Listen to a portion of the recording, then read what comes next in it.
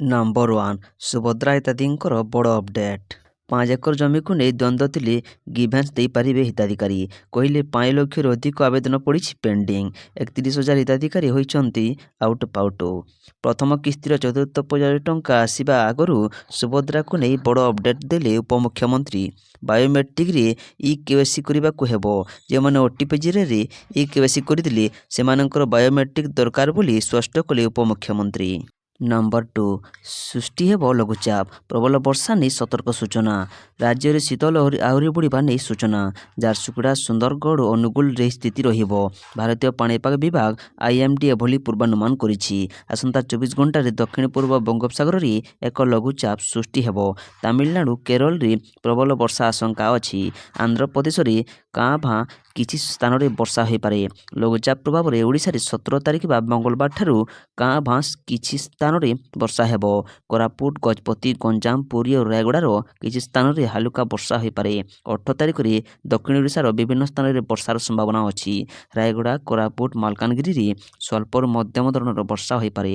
19 ତାରିଖରେ ମାଲକାନଗିରି, କୋରାପୁଟ, ନବରଙ୍ଗପୁର, କଳାହାଣ୍ଡି, କନ୍ଧମାଳ, ରାୟଗଡ଼ା, ଗଜପତି ଓ ଗଞ୍ଜାମରେ ବି ହାଲୁକାରୁ ମଧ୍ୟମ ଧରଣର ପରିମାଣର ବର୍ଷାର ସମ୍ଭାବନା ରହିଛି।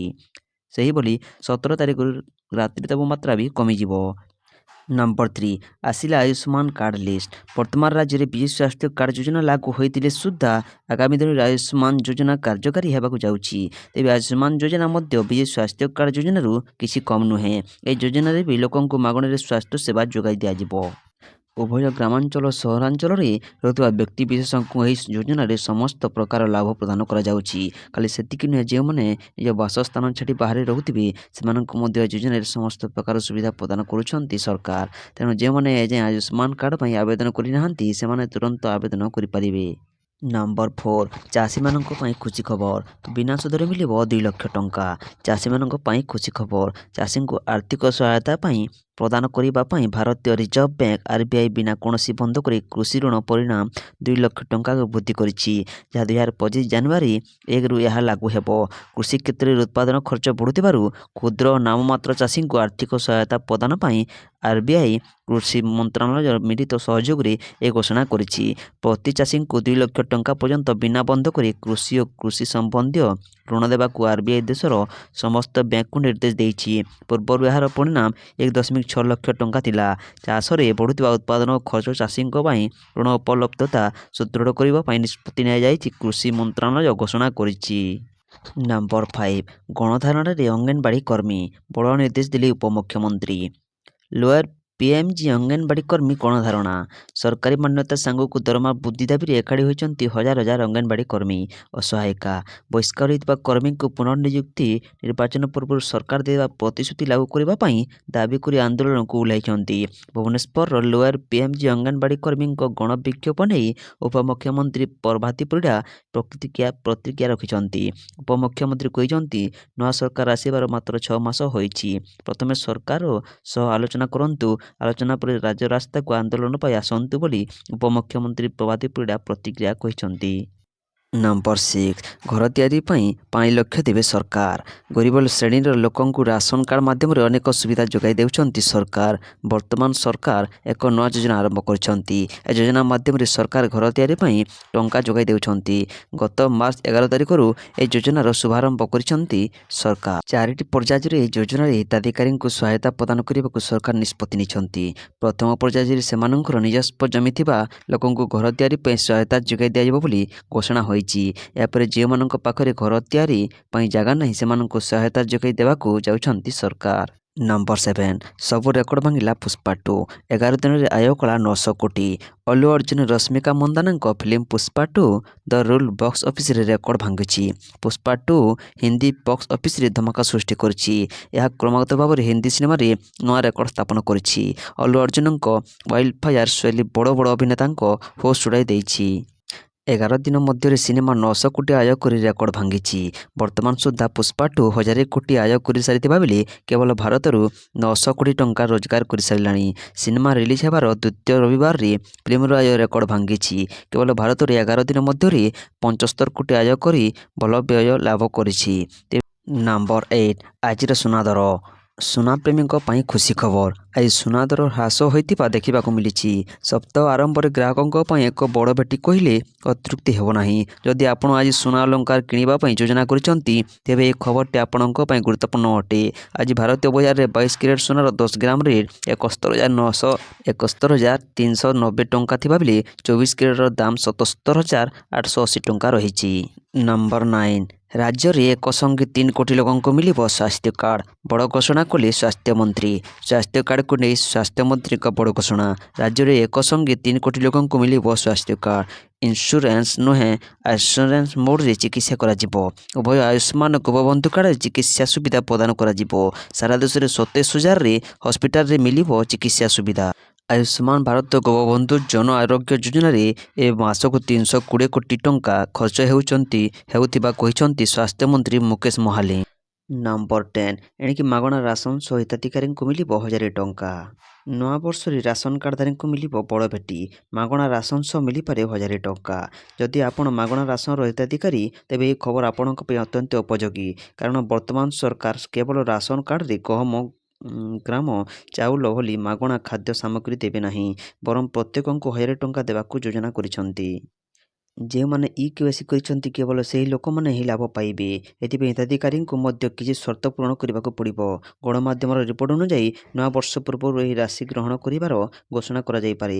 ତଥାପି ସରକାର କୌଣସି ସରକାରୀ ଘୋଷଣା କରିନାହାନ୍ତି। ଅତିରିକ୍ତ ଲାଭ ଯୋଜନାରେ କେବଳ ବିପିଏଲ୍ କାର୍ଡଧାରକଙ୍କୁ ଅନ୍ତର୍ଭୁକ୍ତ କରିବା ପାଇଁ ସୂଚନା ଅଛି। ଏହା କୁହାଯାଉଛି ଯେ ଏପରି ପରିବାର ଅଛନ୍ତି ଯେଉଁଠାରେ ରୋଜଗାର କରିବାକୁ କେହି ନାହାନ୍ତି କିମ୍ବା ସେମାନଙ୍କର ବାର୍ଷିକ ଆୟ 1 ଲକ୍ଷରୁ କମ୍। ଏଭଳି ପରିବାରଗୁଡ଼ିକୁ ଏହି ଲାଭ ମିଳିବ। ତେବେ ବର୍ତ୍ତମାନ ପର୍ଯ୍ୟନ୍ତ କେବଳ କଳ୍ପନା କରାଯାଉଛି। ନମ୍ବର 11, ଖୁବ୍ ଶୀଘ୍ର ମିଳିବ ଆୟୁଷ୍ମାନ ଗୋପବନ୍ଧୁ ଯୋଜନା କାର୍ଡ। ଖୁବ୍ ଶୀଘ୍ର ଦିଆଯିବ ଆୟୁଷ୍ମାନ ଭାରତ ଯୋଜନା ଓ ଗୋପବନ୍ଧୁ କାର୍ଡ। ଏହି ନୂତନ କାର୍ଡର ସୁବିଧା ସାଧାରଣ ଲୋକଙ୍କ ସହ ରାଜ୍ୟର ବାହାରେ କାମ କରୁଥିବା ଲୋକେ ମଧ୍ୟ ପାଇପାରିବେ। ତାକୁ ଲାଗୁ କରିବାର ସମୟ ଅଛି। ଗତ କାର୍ଡରେ ମାତ୍ର 956 ହସ୍ପିଟାଲରେ ଅନୁବନ୍ଧିତ ଥିଲା, କିନ୍ତୁ ଆୟୁଷ୍ମାନ ଭାରତ ଯୋଜନା ଏବଂ ଗୋପବନ୍ଧୁ ଆରୋଗ୍ୟ ଯୋଜନା କାର୍ଡ ପୁରା ଭାରତବର୍ଷରେ ଆନୁମାନିକ 27,000 ହସ୍ପିଟାଲରେ ଅନୁବନ୍ଧିତ ହେବ ବୋଲି ସ୍ୱାସ୍ଥ୍ୟମନ୍ତ୍ରୀ କହିଛନ୍ତି। ନମ୍ବର 12, ଢେଙ୍କାନାଳରେ ଓଡ଼ିଶାର ହେବ ପ୍ରଥମ ସୋଲାର ଏନର୍ଜି କାରଖାନା। ଢେଙ୍କାନାଳରେ ପ୍ରତିଷ୍ଠା ହେବାକୁ ଯାଉଛି ଓଆରିଶ ସୋଲାର ଏନର୍ଜି କାରଖାନା। ଢେଙ୍କାନାଳର ନେଉଲପୋଇରେ 25,000 କୋଟିର ସୋଲାର ପାୱାର କମ୍ପାନୀ ହେବାକୁ ଯାଉଛି। ସୋଲାର ପାୱାର ପ୍ଲାଣ୍ଟର ଭୂମି ପୂଜନ କଲେ ଖାଦ୍ୟ ଯୋଗାଣ ମନ୍ତ୍ରୀ କୃଷ୍ଣ ପାତ୍ର। ଏହି ଅବସରରେ ଆୟୋଜିତ ଭୂମି ପୂଜନ ଉତ୍ସବରେ ଯୋଗଦେଇ ମନ୍ତ୍ରୀ କୃଷ୍ଣ ପାତ୍ର ଉପସ୍ଥିତ ଜନସାଧାରଣଙ୍କୁ ଉଦ୍ବୋଧନରେ ପ୍ରଧାନମନ୍ତ୍ରୀ ନରେନ୍ଦ୍ର ମୋଦିଙ୍କ ବିକଶିତ ଭାରତ ଓ ମୁଖ୍ୟମନ୍ତ୍ରୀ ମୋହନ ମାଝୀଙ୍କ ବିକଶିତ ଓଡ଼ିଶାର ସ୍ୱପ୍ନକୁ ଆଧାର କରି ଅକ୍ଷୟ ଉର୍ଜାକୁ ସୁବିନିଯୋଗ ପାଇଁ ଏହି ପ୍ରୟାସ ବୋଲି କହିଥିଲେ। ନମ୍ବର 13, ରାଜ୍ୟ ସରକାରଙ୍କ ବଡ଼ ଘୋଷଣା। ସିଧା ଆକାଉଣ୍ଟକୁ ଆସିବ 12,000 ଟଙ୍କା। ଆଉ ଏକ ବଡ଼ ଖୁସି ଖବର ଦେଇଛନ୍ତି। ଉପମୁଖ୍ୟମନ୍ତ୍ରୀ କହିଛନ୍ତି ଯେ ଗରିବ ପାଇଁ ନୂଆ ଯୋଜନା ଚଳିତ ମାସ 28 ତାରିଖରୁ ଆରମ୍ଭ ହେବ। ପାର୍ଟି କାର୍ଯ୍ୟାଳୟ ଆୟୋଜନରେ ଏକ ଗଣମାଧ୍ୟମ ସମ୍ମିଳନୀରେ ସେ ଏହି ସୂଚନା ଦେଇଛନ୍ତି। ନମ୍ବର 14, ରାଜଧାନୀରେ ଅଙ୍ଗନବାଡ଼ି କର୍ମୀ ଓ ସହାୟିକାଙ୍କ ଗଣଧାରଣା। ସରକାରୀ ମାନ୍ୟତା ସାଙ୍ଗକୁ ଦରମା ବୃଦ୍ଧି ଦାବିରେ ଲୋୟର ପିଏମ୍ଜି ଅଙ୍ଗନବାଡ଼ି କର୍ମୀମାନେ ଗଣଧାରଣା ଦେଇଛନ୍ତି। ହଜାର ହଜାର ଅଙ୍ଗନବାଡ଼ି କର୍ମୀ ଓ ସହାୟିକା ଏକାଠି ହୋଇଛନ୍ତି। ସେମାନେ ବହିଷ୍କାର ହୋଇଥିବା କର୍ମୀଙ୍କୁ ପୁନଃନିଯୁକ୍ତି ଲାଗି ଦାବି କରିଛନ୍ତି। ନିର୍ବାଚନ ପୂର୍ବରୁ ସରକାର ହୋଇଥିବା ପ୍ରତିଶ୍ରୁତି ଲାଗୁ କରିବା ପାଇଁ ଦାବି କରି ଅଙ୍ଗନବାଡ଼ି କର୍ମୀମାନେ ଆନ୍ଦୋଳନକୁ ଓହ୍ଲାଇଛନ୍ତି। ଏହା ସହ ହଟ୍ କୁକ୍ ମିଲ୍ ପାଇଁ ମୁଣ୍ଡପିଛା 60 ଟଙ୍କା 20 ପଇସା ସର୍ବମୋଟ ମିଳୁଥିବା ବେଳେ ଏହାକୁ ବୃଦ୍ଧି ପାଇଁ ବି ଦାବି କରାଯାଇଛି। ନମ୍ବର 15, ଅନିମେଷ ପ୍ରଧାନଙ୍କୁ ଓଡ଼ିଶାର କ୍ୟାଡର। କେନ୍ଦ୍ର ଲୋକସେବା ଆୟୋଗ ୟୁପିଏସ୍ସି ଦ୍ୱାରା ପରିଚାଳିତ ଆଇଏଏସ୍ ପରୀକ୍ଷା 2023ରେ ଦ୍ୱିତୀୟ ରାଙ୍କ ରଖିଥିବା ଓଡ଼ିଆ ପୁଅ ଅନିମେଷ ପ୍ରଧାନଙ୍କୁ ଓଡ଼ିଶାର କ୍ୟାଡର ମିଳିଛି। ଉତ୍ତରାଖଣ୍ଡର ମସ୍ତୁରୀସ୍ଥିତ ଲାଲ ବାହାଦୁର ଶାସ୍ତ୍ରୀ ଜାତୀୟ ପ୍ରଶାସନିକ ଏକାଡେମୀରେ ଅନିମେଷ ନିକଟରେ ଫାଉଣ୍ଡେସନ କୋର୍ସ ସାରିବା ପରେ 6 ମାସ ଆଇଏଏସ୍ ଟ୍ରେନିଂ ନେଇଛନ୍ତି। ଏ ଟ୍ରେନିଂ ସରିଲା ପରେ ଅନିମେଷ ଓଡ଼ିଶା ଆସି କାର୍ଯ୍ୟରେ ଯୋଗ ଦେବେ। ଅନୁଗୁଳ ଜିଲ୍ଲା ତାଳଚେର ଭାଲୁଗଡ଼ିଆରେ ଅନିମେଷଙ୍କ ଘର। ବାପା ମାଙ୍କୁ ହରାଇଥିଲେ ମଧ୍ୟ ଅନିମେଷ ନିଜ ଲକ୍ଷ୍ୟ ପୂରଣ କରିପାରିଛନ୍ତି। ନମ୍ବର 16, ଅତାବିରା ବ୍ଲକ ଅନ୍ତର୍ଗତ ଅମଲିପାଲି ପଞ୍ଚାୟତର କୁକେତ୍ର ଗ୍ରାମର ଭାଗ ଚାଷୀ ପିଛାଲୁ ବାଗଙ୍କ ଚାଷ ଜମିରେ ଧାନ ଅମଳ ବେଳେ ଧାନ କଟା ମେସିନ୍ ଜଳିଯାଇଛି। ରବିବାର ଅପରାହ୍ନ 4ଟାରେ ପିଛାଲୁଙ୍କ ଚାଷ ଜମିରୁ 2.5 ଏକର ଜମିର ଧାନ କଟା ସାରିଥିଲା। ହଠାତ୍ କୌଣସି କାରଣରୁ ମେସିନ୍ରେ ସର୍ଟ ସର୍କିଟ୍ ହୋଇ ନିଆଁ ଲାଗିଯିବାରୁ ହୁତୁହୁତୁ ହୋଇ ଜଳି ଉଠିଥିଲା। ନିଆଁକୁ ଆୟତ୍ତ କରି ନପାରି ତୁରନ୍ତ ଅତାବିରା ଅଗ୍ନିଶମ ବିଭାଗକୁ ଖବର ଦିଆଯାଇଥିଲା। ଅଗ୍ନିଶମ ବାହିନୀ ପହଞ୍ଚି ନିଆଁକୁ ଆୟତ୍ତ କଲାବେଳକୁ ମେସିନ୍ର ଅଧାରୁ ଅଧିକ ଅଂଶ ପୋଡ଼ି ନଷ୍ଟ ହୋଇସାରିଥିଲା। ମେସିନ୍ରେ ଥିବା ପ୍ରାୟ 5 କୁଇଣ୍ଟାଲ ଧାନ ମଧ୍ୟ ପୋଡ଼ିଯାଇ ନଷ୍ଟ ହୋଇଯାଇଥିଲା। ନମ୍ବର 17 ମୁଖ୍ୟମନ୍ତ୍ରୀ ମୋହନ ଚରଣ ମାଝୀ ଆସନ୍ତାକାଲି 3 ଦିନିଆ ଗସ୍ତରେ କେନ୍ଦୁଝର ଜିଲ୍ଲା ଗସ୍ତରେ ଆସିବେ। ଏଥିପାଇଁ ପ୍ରଶାସନ ପକ୍ଷରୁ ବ୍ୟାପକ ସୁରକ୍ଷା ବ୍ୟବସ୍ଥା ଗ୍ରହଣ କରାଯାଇଛି। ସେ ସଦର ଚମ୍ପା ନିର୍ବାଚନ ମଣ୍ଡଳୀରେ ବିଭିନ୍ନ ସ୍ଥାନରେ ସରକାରୀ ଓ ଘରୋଇ କାର୍ଯ୍ୟକ୍ରମରେ ସାମିଲ ହେବେ। ଆସନ୍ତାକାଲି ସ୍ୱତନ୍ତ୍ର ଏୟାରକ୍ରାଫ୍ଟରେ ସକାଳ 9:25ରେ ଭୁବନେଶ୍ୱରରୁ ବାହାରି କେନ୍ଦୁଝର ଆସି ସଦର ବ୍ଲକ ରାଇସୁଆଁ ଏୟାରଷ୍ଟ୍ରିପରେ ପୂର୍ବାହ୍ନ 10ଟା ସମୟରେ ଓହ୍ଲାଇବେ। ସେଠାରେ ପୂର୍ବାହ୍ନ 10:25ରେ ସିଧାସଳଖ ବାଲିଆଗୁଡ଼ା ନିକଟ ଅଶୋକ ବାଟିକା ଯାଇ 7ମ ସର୍ବଭାରତୀୟ ସାନ୍ତାଳୀ ଲେଖକ ସଂଘର ସମ୍ମିଳନୀରେ ଯୋଗଦେବେ। ନମ୍ବର 18 ଆସନ୍ତାକାଲି 24ଟି ପ୍ରକଳ୍ପର ଶିଳାନ୍ୟାସ ଓ ଉଦ୍ଘାଟନ କରିବେ ପ୍ରଧାନମନ୍ତ୍ରୀ। ପ୍ରଧାନମନ୍ତ୍ରୀ ନରେନ୍ଦ୍ର ମୋଦି ଆସନ୍ତାକାଲି ରାଜସ୍ଥାନ ଗସ୍ତରେ ଯିବେ। ସେଠାରେ ସେ ରାଜସ୍ଥାନର ସରକାରଙ୍କ 1 ବର୍ଷ ପୂର୍ତ୍ତି ଅବସରରେ ଆୟୋଜିତ ହେବାକୁ ଥିବା କାର୍ଯ୍ୟକ୍ରମରେ ଯୋଗଦେବେ। ଏହି ଅବସରରେ ପ୍ରଧାନମନ୍ତ୍ରୀ ଶକ୍ତି, ସଡ଼କ, ରେଳ ଏବଂ ଜଳ ସମ୍ବନ୍ଧୀୟ 24ଟି ପ୍ରକଳ୍ପର ଶିଳାନ୍ୟାସ ଓ ଉଦ୍ଘାଟନ କରିବେ। ରାଜସ୍ଥାନର ଜୟପୁରଠାରେ ଏସବୁ ପ୍ରକଳ୍ପଗୁଡ଼ିକ ପାଇଁ 44,300 କୋଟିର ଅଧିକ ଟଙ୍କା ବ୍ୟୟବରାଦ କରାଯାଇଛି। ଏହି ମୋଦି କେନ୍ଦ୍ର ସରକାରଙ୍କ 7ଟି ପ୍ରକଳ୍ପ ଏବଂ ରାଜ୍ୟ ସରକାରଙ୍କର 2ଟି ପ୍ରକଳ୍ପ ସମେତ 11,000 କୋଟିରୁ ଅଧିକ ଟଙ୍କାର 9ଟି ପ୍ରକଳ୍ପକୁ ଉଦ୍ଘାଟନ କରିବେ।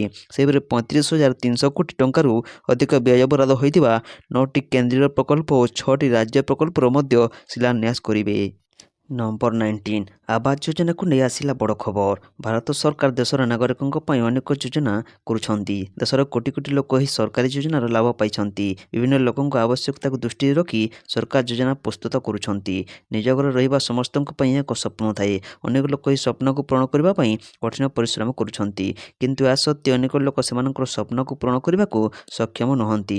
ଆଜି ବି ଦେଶର ଲୋକ କଚାରେ ରହୁଛନ୍ତି। ଭାରତ ସରକାର ଏହିପରି ଲୋକଙ୍କୁ ସେମାନଙ୍କୁ ଟିକସ ନିଶ୍ଚିତ କରିବାରେ